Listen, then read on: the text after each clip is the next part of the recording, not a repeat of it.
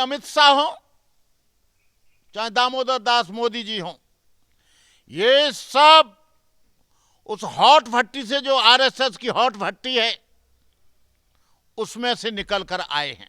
जो टॉप 10 की जो लिस्ट निकली है, फोर्ब्स ने जो निकाली है, उसमें भारत का कहीं नाम नहीं। इनका नाम जातिवाद के विकास में है, सांप्रदायिकता के विकास में है, धर्म के विकास में है। किसान का जो खाद था, पहले 50 किलो की बोरी आती थी, अब 40 किलो की कर दी और रुपया भी उस पर बढ़ा दिए गए। 10 किलो खाद ये गवर्नमेंट खा गई। बुद्ध पर आक्रमण किए गए, बुद्ध मंदिरों को उजाड़ा गया, नालंदा तक्षशिला विक्रमशिला के उसमें आग लगाई गई। बौद्ध भिक्षु डर डर कर थाईलैंड चले गए, जापान चले गए, चाइना चले गए। आप जान रहे हैं जहाँ बौद्ध धर्म है, जापान आज कितना विकसित है। वो कहता है कि मैं बुद्धिस्ट देश हूं। चाइना कितना विकसित है, थाईलैंड कितना विकसित है, सिंगापुर कितना विकसित है, कंबोडिया कितना विकसित है। बुद्ध धर्म के रास्ते पर चलने का प्रयास करता है, वो आपको दरिद्र नहीं मिलेगा, नंगा भूखा नहीं मिलेगा, मूर्ख नहीं मिलेगा। वो भगवान से याचना नहीं करेगा कि मुझे कुछ दे दो। वो स्वयं ही अपने आप से संकल्प लेता है कि मैं चोरी नहीं करूंगा, मैं व्यभिचार नहीं करूंगा, मैं झूठ नहीं बोलूंगा, मैं अपने परिश्रम से काम करूंगा और अपने परिश्रम से अपना जीविकोपार्जन करूंगा।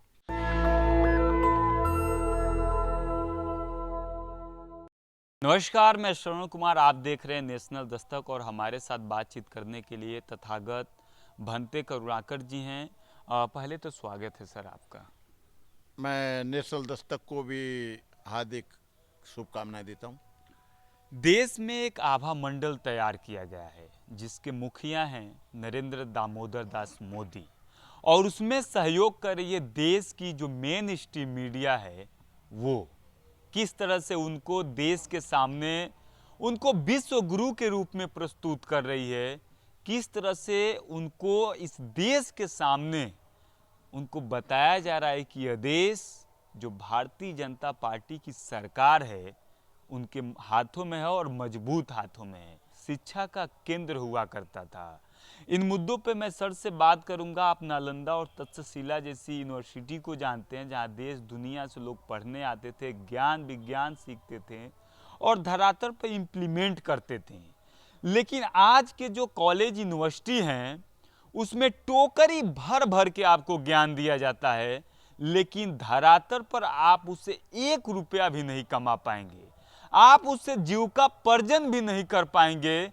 उस तरह की ज्ञान को आपको कॉलेज यूनिवर्सिटी में दिया जाता है।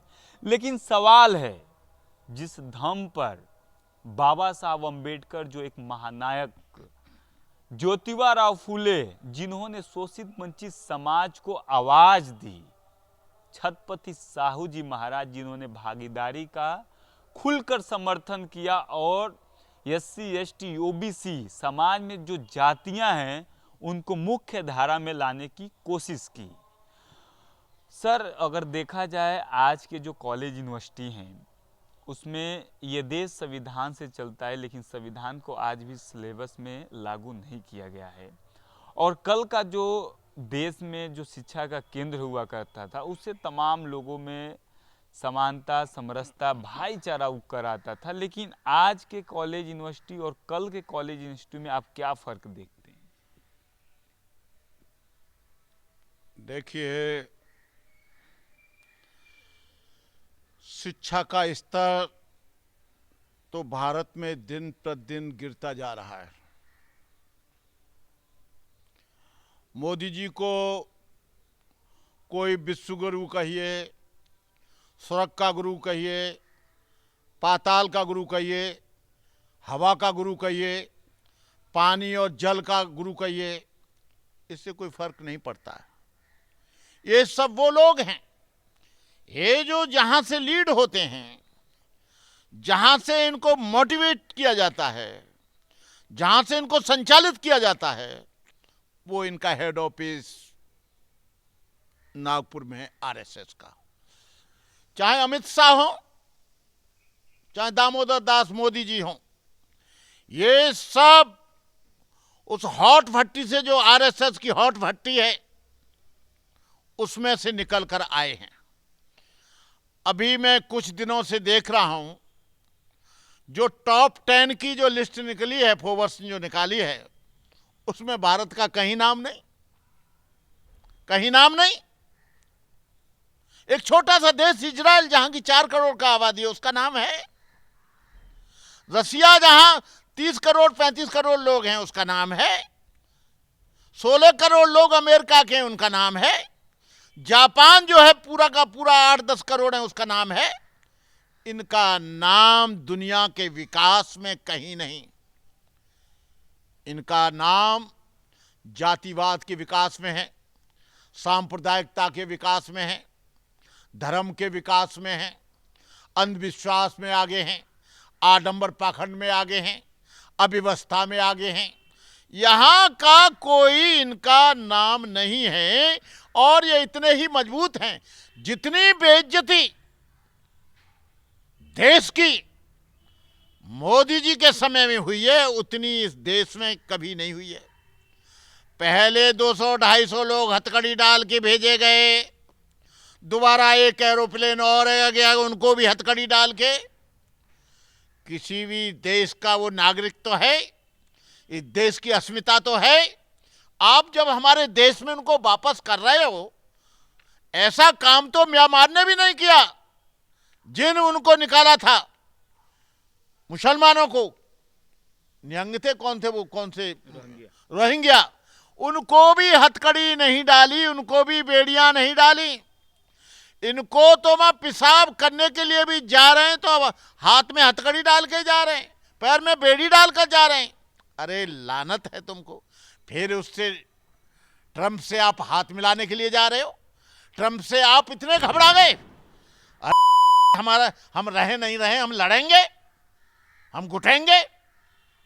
ये जितनी बेइज्जती, जितना बड़ा अपमान इस गवर्नमेंट के समय में हुआ है, इस गवर्नमेंट ने जितना यहां की इकोनॉमी को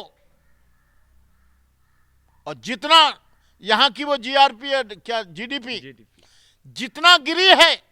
इनकी जीडीपी कितनी है? 2-3%। अमेरिका की जीडीपी कितनी है? 35%। जापान की कितनी है? 18%। रसिया की कितनी है? 20%। इनकी जीडीपी गिर गई। और ये देश मजबूत देश है। यहां पर कल्चरल और भौतिक वस्तुओं की जितनी यहां पर खान है, दुनिया में कहीं नहीं। जलवायु यहां 5-6 तरह की है, कहीं नहीं। लेकिन ये देश जो बर्बाद हुआ है, जातिवाद और सांप्रदायिकवाद के कारण खत्म हुआ है। सर, देश में देखा जा रहा है बेरोजगारी चरम सीमा पे है, और जिन युवाओं को हथकड़ी डालकर जो अमेरिका है वो भारत देश में फिर भेजा। लेकिन सवाल है, अगर हम लोग कॉलेज यूनिवर्सिटी में पढ़ते हैं तो वहाँ साफ शब्दों में पढ़ाया जाता है कि राजनीति और धर्म एक सिक्के के पहलू कभी नहीं हो सकते हैं। लेकिन धरातल पर देखने को मिल रहा है कि राजनीति और धर्म एक दूसरे के पूरक होते जा रहे हैं। सर, आप एक भंते जी हैं, देश में जो महंगाई, बेरोजगारी चरम सीमा पे, उस पर आखिर ये मेन स्ट्रीम मीडिया बात क्यों नहीं कर रही है? देखिए, जो इलेक्ट्रॉनिक मीडिया है वो तो इनका खरीदा हुआ गुलाम है। यहां पर बात हो रही है सरकारी उपक्रमों का निजीकरण कैसे हो, यहां बात हो रही है कि शिक्षा का प्राइवेटाइजेशन कैसे हो, रेलवे का प्राइवेटाइजेशन कैसे हो, स्कूलों को कैसे अपने कब्जे में लिया जाए, राम मंदिर पे कैसे चर्चा हो, अंधविश्वास कैसे बढ़ाया जाए, आडंबर पाखंड कैसे बढ़ाया जाए। जिस देश में धर्म हावी हो जाता है राजनीति पर, वो देश को कोई और बर्बाद नहीं करेगा, उस धर्म के मानने वाले ही उस देश को बर्बाद कर देते हैं। वो बाबा लोग, कोई संविधान बना रहा है 501 पेज का, कोई मनुस्मृति से चलाने की बात कर रहा है, कोई जो है पुराणों के आधार पर चलाने की बात कर रहा है, कोई जो है गीता के आधार से चलाने की बात कर रहा है, कोई कह रहा है कि ये संविधान पुराना हो गया है। अरे पुरानी तो राम भी हो गए, पुरानी तो रामायण भी हो गई, पुरानी तो गीता भी हो गई, पुराने तो बुद्ध भी हो गए, पुराने तो कबीर भी हो गए, लेकिन वो प्रासंगिक रहेंगे, उनको नकारा नहीं जा सकता। बुद्ध भी रहेंगे, कबीर भी रहेंगे। ये संविधान, अभी इन्होंने एक प्ली डाली थी, उसमें एक रिट दायर की थी कि संविधान में से धर्मनिरपेक्षता को हटा दिया जाए और समाजवाद को हटा दिया जाए, जबकि वो संविधान का हृदय है।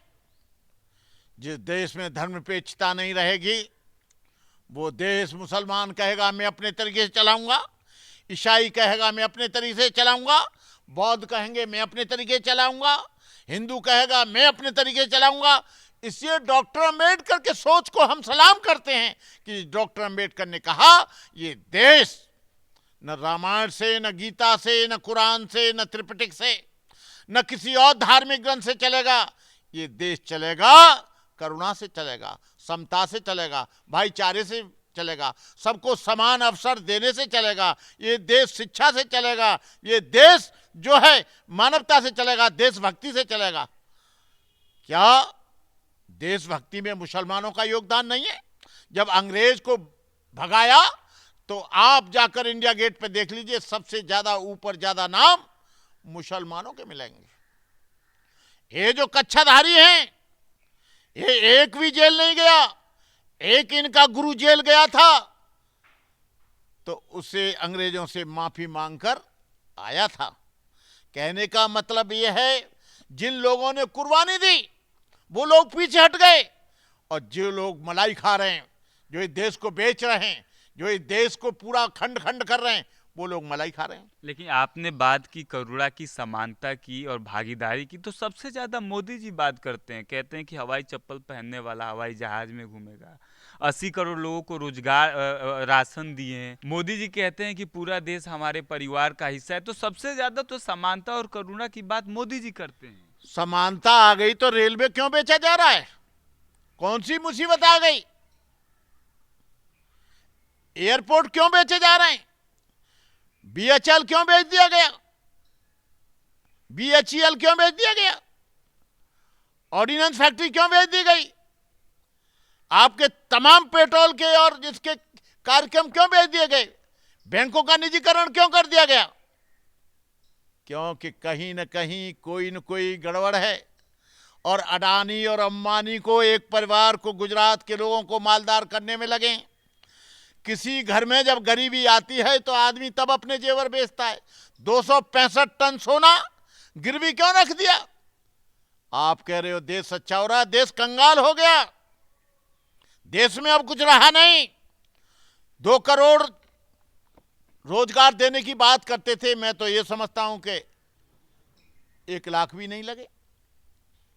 शिक्षा पूरे दुनिया के देशों में, जापान में, अमेरिका में, इंग्लैंड में शिक्षा के ऊपर कोई खर्च नहीं होता। पूरा उनका जितना पढ़ेंगे उसकी निःशुल्क शिक्षा होगी, और यहां शिक्षा 200 गुना महंगी कर दी, फीसें 200 गुनी महंगी कर दी। जो प्राइवेट स्कूल हैं, मेरे ही 2 भतीजे पढ़ रहे हैं, उनकी 24,000 फीस देनी पड़ती है। लेकिन जापान में जितना पढ़ना चाहो, बच्चे का आईक्यू देखते हैं, आईक्यू उसका टेक्निकल लाइन में जा रहा है, टेक्निकल में भेजेंगे, साइकोलॉजी में जा रहा है, साइकोलॉजी में भेजेंगे, आपका वो फिलोसफी पढ़ना चाहता है, फिलोसफी में भेजेंगे, केमिस्ट्री पढ़ना चाहता है, केमिस्ट्री में भेजेंगे। लेकिन यहाँ क्या है? यहाँ गरीबी और अभाव के कारण अच्छी अच्छी प्रतिभाएं पढ़ नहीं पाती हैं। मोदी जी डिजिटल इंडिया बना दी, आप कह रहे हैं कि गरीब लोग पढ़ नहीं पाते हैं। डिजिटल इंडिया उनका घर होगा, उनका ऑफिस होगा, उनके चमचे होंगे, अमित शाह होगा, उनके मिनिस्टर होंगे। डिजिटल इंडिया आज भी गांव में चले जाइए, शाम को खाना, रोटी सब्जी खाने के लिए उस आदमी को बहुत संघर्ष करना पड़ रहा है। जो किसान का जो खाद था, पहले 50 किलो की बोरी आती थी, अब 40 किलो की कर दी, और रुपया भी उस पर बढ़ा दिए गए। 10 किलो खाद ये गवर्नमेंट खा गई। पहले 50 किलो की बोरी आती थी डीएपी की और यूरिया की, अब 40 किलो की कर दी। ये क्यों? जब तुम देश को प्यार करते हो, कृषि को प्यार करते हो, किसान को प्यार करते हो, मजदूर को प्यार करते हो। अरे हम तो जब जाने मजदूर की जिस दिन मजदूरी ना मिले और वो गवर्नमेंट उसको मजदूरी दे, जिसको बेरोजगार बच्चे घूम रहे हैं उसको बेरोजगारी भत्ता दे। जो बच्चा आज सारी दुनिया में सबसे ज्यादा बेरोजगार नौजवान और युवा है तो वो भारत में है। ये डिजिटल इंडिया युवाओं की इंडिया है, ये डिजिटल इंडिया बेरोजगारों की इंडिया है, ये डिजिटल इंडिया भूखे नंगों की। जितने भिखारी भारत में मिल जाएंगे उतने भिखारी दुनिया के देशों को भी मिलाकर आप कहेंगे उतने भिखारी नहीं मिलेंगे। भिखारी क्यों हैं?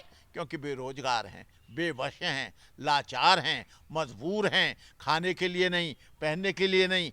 ये लोग एक एक कोट मेकअप जो है कराने के लिए मेकअप वाले को 10-10 लाख रुपए दे देते हैं।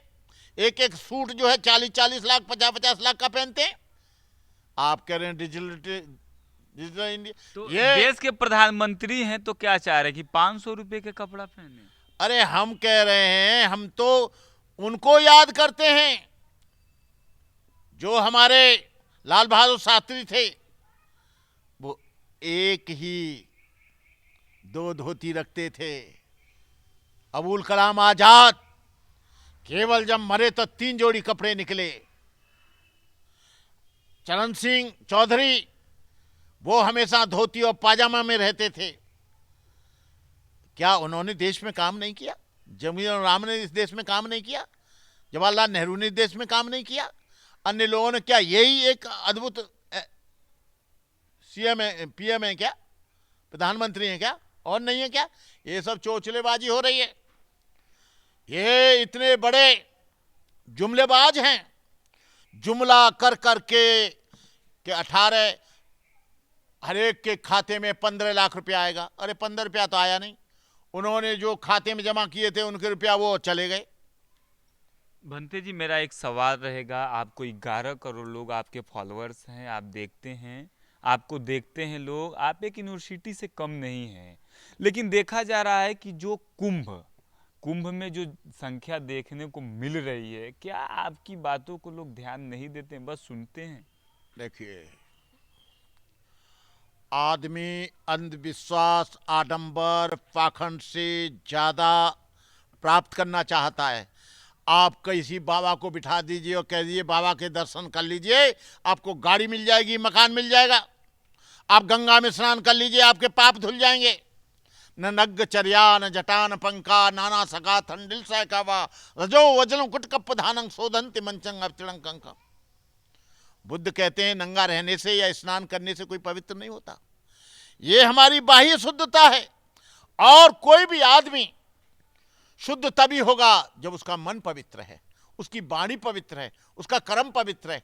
मैंने कुंभ में देखा, बाबा लोग इतनी गंदी गंदी गाली दे रहे हैं, इतना अपशब्द बोल रहे हैं। बाबा लोग वहां दारू पी रहे हैं, बाबा लोग मुर्गा खा रहे हैं। वो कह रहे हैं नहीं हम तो अघोरी हैं और अघोरी में ये सब चलता है। अरे भाई, तुम क्या नैतिक शिक्षा दोगे? बुद्ध ने कभी भी अंधविश्वास पर, पूजा पाठ पर बुद्ध ने कभी नहीं कहा कि तुम मेरी पूजा करो।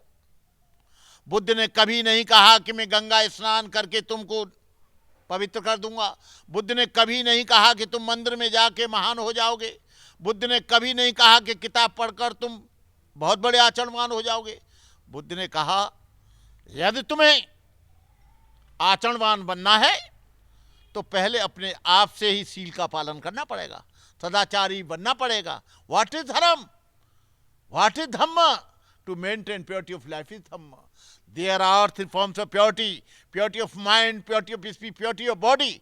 धर्म, यहां धर्म उल्टा सिखाया गया जिससे कि लोग मूर्ख बनकर, अंधविश्वासी बनकर हम लोगों का जीविकोपार्जन करें। बुद्ध ने ऐसा कभी नहीं कहा। बुद्ध ने कहा जो जैसा करेगा वैसा भरेगा, जैसा बोएगा वैसा काटेगा। और बुद्ध कहते हैं कि तुम जो गलत काम करोगे वो तुमको ही भोगना पड़ेगा। बुद्ध ने कहा कि तुम किसी लड़की को छेड़कर देखना, उसी समय तुम्हें जूते पड़ जाएंगे और उसका रिजल्ट उसी समय आ जाएगा। लेकिन बुद्ध, कबीर, साहू फुले अम्बेडकर के मार्ग पे चल कौन रहा है? उनके जो पूर्वज हैं, इस देश में 90% लोग हैं। अगर आप लोग बात करते हैं बहुजनों की, तो 90% लोग हैं। बुद्ध की शिक्षाओं से लोगों को अनभिज्ञ रखा, बुद्ध को इन्होंने मिटाया, बुद्ध पर आक्रमण किए गए, बुद्ध मंदिरों को उजाड़ा गया, नालंदा, तक्षशिला, विक्रमशिला के उसमें आग लगाई गई, बौद्ध भिक्षु डर डर कर थाईलैंड चले गए, जापान चले गए, चाइना चले गए। आप जान रहे हैं जहाँ बौद्ध धर्म है, जापान आज कितना विकसित है, वो कहता है कि मैं बुद्धिस्ट देश हूँ। चाइना कितना विकसित है, थाईलैंड कितना विकसित है, सिंगापुर कितना विकसित है, कंबोडिया कितना विकसित है। जो बुद्धिस्ट कंट्री हैं जिन्होंने बुद्ध को अपनाया, वो दुनिया में आज भी सबसे ज्यादा श्रेष्ठ हैं और सबसे आगे हैं। लेकिन देश में भी देखा जाता है कि जिन्होंने बुद्ध के मार्ग पे चला, उनका सदा के लिए नाम है। आप तमाम बहुजन महापुरुषों को, उनके लिए आप क्या कहेंगे? देखिए, बौद्ध भिक्षु कहीं दुनिया में भीख मांगता हुआ नहीं मिलेगा, और जो बुद्ध धर्म का सही तरह से इम्प्लीमेंट करता है, बुद्ध धर्म के पथ पर चलने का प्रयास करता है, बुद्ध धर्म के रास्ते पर चलने का प्रयास करता है, वो आपको दर्द नहीं मिलेगा, नंगा भूखा नहीं मिलेगा, मूर्ख नहीं मिलेगा, वो भगवान से याचना नहीं करेगा कि मुझे कुछ दे दो। वो स्वयं ही अपने आप से संकल्प लेता है कि मैं चोरी नहीं करूंगा, मैं व्यभिचार नहीं करूंगा, मैं झूठ नहीं बोलूंगा, मैं अपने परिश्रम से काम करूंगा और अपने परिश्रम से अपना जीव को पाजन करूंगा। ये है बुद्ध की शिक्षा। शुक्रिया भंते जी। तो थैंक यू वेरी मच।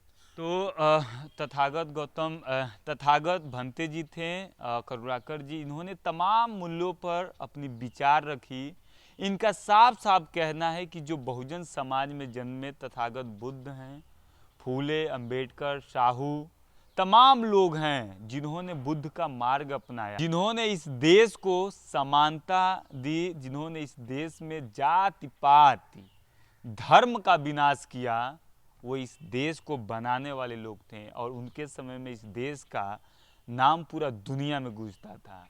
आप क्या सोचते हैं, हमें कमेंट में जरूर बताइए। शुक्रिया। नेशनल दस्तक की आपसे गुजारिश है कि अगर इसको बचाना चाहते हैं तो नेशनल दस्तक को सब्सक्राइब करने के लिए रेड कलर के सब्सक्राइब बटन को दबाएं, फिर बेल आइकन की घंटी दबाएं। नेशनल दस्तक को बचाने के लिए बहुत जरूरी है कि हर खबर को शेयर करें, लाइक करें, कमेंट जरूर करें।